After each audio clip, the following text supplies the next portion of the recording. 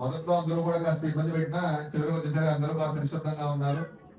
ఈ యొక్క గద్యాన్ని వినడం ద్వారా కూడా మనం ఆ యొక్క లక్ష్మీ అమ్మవారు అలాగే వెంకటేశ్వర స్వామి వారి యొక్క ప్రత్యక్షమైనటువంటి ఫలితాన్ని మనం పొందొచ్చండి.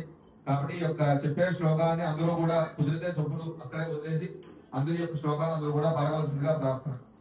శ్రీ వెంకట అచలాధీశం శ్రీజాధ్యాసిత వక్షసం శ్రితచేతన మందారం శ్రీనివాసం అహం భజే.